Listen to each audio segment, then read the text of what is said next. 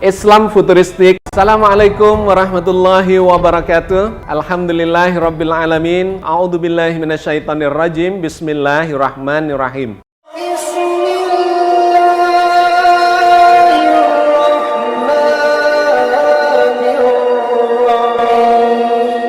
Now IZC, pendidikan vokasi memegang peranan penting bagi pengembangan SDM Indonesia yang terampil di masa yang akan datang.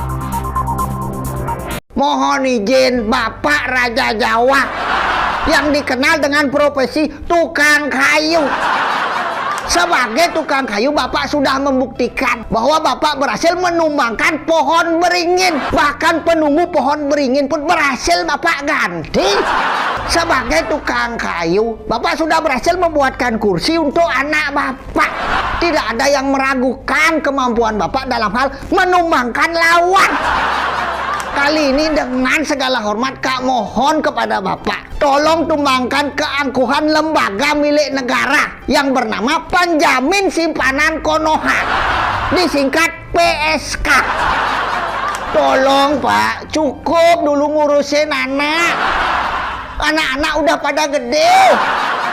Kali ini tolong bantu rakyat ini Pak. Kak hanya memohon hak Kak dikembalikan. Kepala Kantor Komunikasi Kepresidenan Hasan Nasbi mengungkapkan, Presiden Prabowo Subianto menekankan kepada jajarannya untuk tidak main-main dalam mengatasi masalah judi online, narkoba, penyelundupan, dan korupsi. Pernyataan tersebut disampaikan Prabowo dalam sidang Kabinet Paripurna yang berlangsung secara tertutup di Istana, Jakarta, Rabu 6 November 2024. Presiden menyampaikan bahwa beliau akan melaksanakan perjalanan ke luar negeri, ya, dimulai nanti dari hari Jumat. Ada 3 kunjungan kehormatan, yaitu ke Republik Rakyat China, ke Amerika Serikat, dan ke Inggris. Dan akan ada 2 KTT yang beliau ikuti, ada APEC yang akan dilaksanakan di Peru, dan kemudian juga ada G20 yang akan dilaksanakan di Brazil. Presiden menyatakan bahwa sebenarnya beliau ingin berada di dalam negeri saja, tapi mengingat perjalanan ini sangat strategis dan sangat positif, banyak dampaknya untuk mengembangkan potensi-potensi kerjasama dan ekonomi Indonesia, maka beliau menjalankan perjalanan ke luar negeri. Tapi selama berada di luar negeri, Presiden juga menekankan bahwa seluruh anggota kabinet tetap bisa berkoordinasi dengan Presiden, karena sekarang kemajuan teknologi juga sudah maju, bisa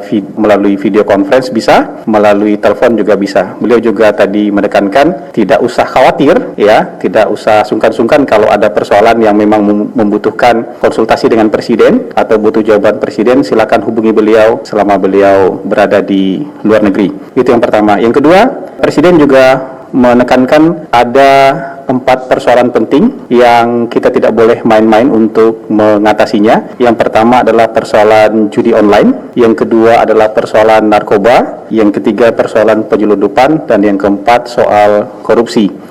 Presiden meminta untuk keempat persoalan tadi, penegak hukum tidak boleh ragu untuk menegakkan hukum, ya. Jadi Jaksa Agung, kepolisian tadi yang diminta oleh Bapak Presiden untuk jangan ragu untuk menindak tegas, ya, soal 4 hal tadi. Dan yang terakhir tadi juga Presiden menyatakan untuk seluruh kementerian, lembaga, dan badan untuk menjalankan efisiensi dalam pelaksanaan tugas-tugas keseharian dan dalam menyelenggarakan kegiatan mereka, termasuk juga misalnya efisiensi dalam perjalanan dinas. Tadi beliau menyampaikan ilustrasi, kalau seluruh perjalanan dinas ini diefisienkan, maka mungkin bisa menghemat anggaran dan bisa menjadi jaminan untuk jaminan perumahan rakyat. Bisa dijaminkan sebagai jaminan perumahan rakyat. Kira-kira ilustrasinya seperti itu. Kemudian juga beliau menekankan kita untuk tidak lagi gembar-gembor terlalu banyak menyelenggarakan seremoni-seremoni baik di tingkat nasional maupun di tingkat internasional. Ini karena kita sekarang mau fokus untuk kesejahteraan rakyat, mau fokus untuk ketahanan pangan, ketahanan energi, dan untuk menyelenggarakan makan bergizi gratis. Mungkin itu poin-poin dari hasil rapat kabinet tadi yang bisa kami sampaikan kepada teman-teman semua. Terima kasih. Assalamualaikum warahmatullahi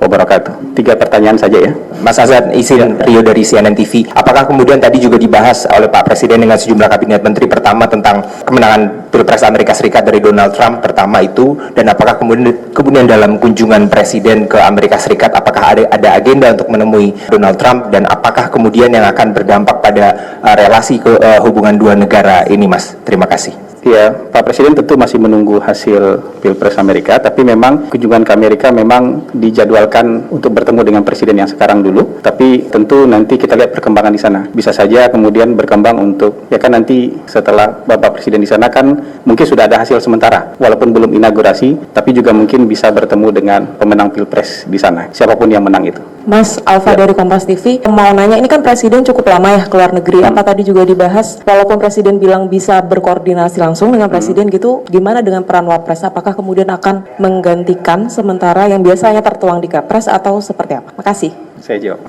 Jadi seperti biasa tentu nanti ketika Presiden menjalankan tugas ke luar negeri, maka Wakil Presiden akan diserahkan tugas untuk menjalankan tugas-tugas Presiden mengelola pemerintahan. Gitu. Jadi tadi juga beliau sarankan, tadi jangan sungkan-sungkan untuk mendengar masukan dari menteri-menteri. Gitu. Jadi beliau juga kasih arahan soal itu tadi. Saya Nina dari Harian Kompas. Yang pertama soal Presiden akan kunker ke luar negeri, dan Presiden kan menyebutkan bahwa ini strategis. Nah, jadi apa aja sih yang akan dibawa oleh Presiden yang signifikan termasuk di KTT APEC atau mungkin di KTT G20? Apa aja kepentingan Indonesia yang akan dibawa di sana? Kedua, soal yang tadi Presiden mengingatkan supaya memerhatikan 4 hal termasuk judi online dan narkoba dan sebagainya. Sebenarnya apa sih yang harus dilakukan? Kan tidak hanya satu kalimat bahwa aparat penegak hukum harus tegas, tapi sebenarnya apa aja yang akan dilakukan? Mungkin Bu Menko Digi bisa juga menjelaskan kira-kira langkah-langkah untuk segera menyelesaikan judi online yang juga ternyata masuk ke staf di Kominfo seperti itu, seperti apa gitu ya. Sudah kayaknya ya. Tunggu sebentar, masih banyak nih.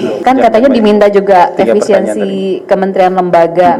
Nah, praktiknya akan seperti apa? Apakah hanya sekedar memotong perjalanan dinas atau bagaimana kira-kira praktik yang akan dilakukan? Apakah juga misalnya ada pemotongan efisiensi di lini lain gitu ya, lini apa aja yang akan dipotong? Satu lagi deh Pak, kan mumpung ada Pak Mensesnek, saya lihat perpres kementerian lembaga sudah keluar semua nih akhirnya. Sejauh ini seperti apa sih Pak perpres itu mengatur kementerian lembaga, terutama kementerian baru? Bahkan yang di bawah Pak Mensesnek kan ada Pak Seskap juga gitu ya.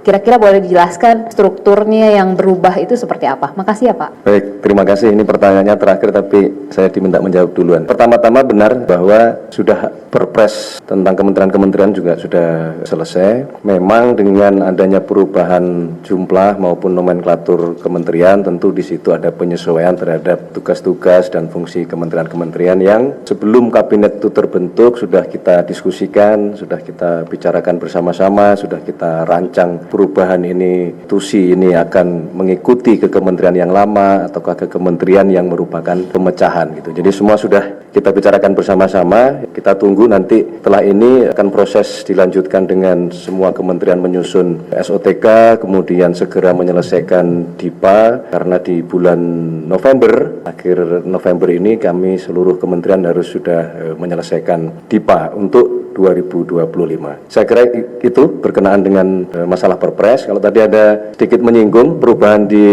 Mensesnek, memang betul bahwa sekarang fungsi sekretariat kabinet berada di bawah Kementerian Sekretariat Negara supaya menjadi satu kesatuan di dalam memberikan layanan kepada Presiden maupun kepada kabinet. Yang bisa kami sampaikan, terima kasih. Saya kembalikan Mas Hasan. Ya, Bapak Ibu teman-teman sekalian, terkait judi online, dan ini sudah kita dengar berulang kali langsung dari beliau, dari Presiden. Jadi artinya beliau kembali menegaskan bahwa kita semua harus memerangi judi online. Pesan beliau kali ini adalah bekerja sama dengan baik. Tadi disebutkan beberapa institusi atau lembaga, Polri, Jaksa Agung, kemudian juga Kemenko Polkam, dan bahkan tidak tertutup 3 itu, tapi semuanya bekerja sama. Tidak boleh ada backingan. Ini bahasa beliau, tidak boleh ada yang membacking, yang membantu atau apapun itu. Jadi saya rasa kali ini pernyataan beliau kembali tegas terkait perang terhadap judi online. Beliau mengingatkan bahwa korbannya adalah masyarakat yang tidak mampu sebagian besar. Jadi tidak boleh lagi ada kong kali kong. Ini juga mengutip persis ucapan beliau. Bekerja sama untuk melawan judi online. Beliau juga melihat selain memang dalam rangka perlindungan terhadap masyarakat terutama yang tidak mampu, beliau juga melihat bahwa kalau misalnya judi online dapat berhasil kita perangi bersama, ini bisa membantu daya beli dan pertumbuhan ekonomi bisa naik, membantu kita mencapai target. Jadi kurang lebih seperti itu. Dari Kemkom DG, saat ini posisi kami adalah membuka pintu lebar selebar-lebarnya. Kami belum bisa melakukan perbaikan sistem secara masif karena yang saat ini tengah dilakukan penyidikan. Jadi teman-teman mohon bersabar. Setiap ada nama baru yang diberikan oleh kepolisian langsung kami nonaktifkan. Dan rapat barusan juga kami gunakan kesempatan sesudahnya untuk berdiskusi dengan Polri, Kapolri khususnya, mengenai langkah-langkah ke depan yang tentunya ini tertutup. Sekali lagi, bagi Kemkom DG saat ini adalah posisinya membuka pintu selebarnya. Mohon bersabar, kami belum bisa melakukan audit perubahan, terutama dari sisi teknologi, karena memang semua sedang dalam pengawasan dan penyidikan kepolisian. Saya rasa itu, terima kasih. Kembali penutupnya mungkin di Ketua PCO, Kepala PCO. Per 3 November, saya hitungnya dari KPI kami ya, pemerintahan baru, per 3 November itu sudah lebih dari 220.000. Namun demikian, teman-teman sekalian, kami tahu bahwa ini hanya satu indikasi keberhasilan saja. Karena sesungguhnya kita bukan menghitung berapa yang kita tutup, tapi perbaikan ke depan. Jadi kalau kita diminta melaporkan, kami sampaikan 220.000 lebih akun dalam 2 minggu ya. Dalam 2 minggu mungkin, 2,5 minggu. Kami bukan menganggap ini prestasi berlebihan, ini memang seharusnya seperti itu, tapi untuk teman-teman pahami juga ini mungkin dalam kurun waktu 2,5 minggu yang terbesar dari yang pernah dilakukan sebelumnya. Belum cukup, kita akan kejar terus. Terima kasih. Baik, pertanyaan yang tadi apa yang mau dibawa, menurut saya detailnya tentu Presiden dan Menteri yang ikut dengan Presiden yang lebih tahu. Tadi beliau menekankan bahwa 3 negara ini adalah negara besar dan kita punya hubungan dagang yang signifikan dengan mereka. Jadi kita tentu harus datang membina selain hubungan diplomatik juga membina hubungan ekonomi dan meningkatkan potensi-potensi kerjasama yang bisa ditingkatkan ke depan. Jadi hanya itu yang bisa mungkin disampaikan kali ini. Terima kasih teman-teman atas perhatiannya. Assalamualaikum warahmatullahi wabarakatuh. Semoga Allah senantiasa menuntun kita di jalan yang diridhoinya. Amin amin ya rabbal alamin. Aku qouli hadza astaghfirullah li wa lakum. Wassalamualaikum warahmatullahi wabarakatuh. Terima kasih.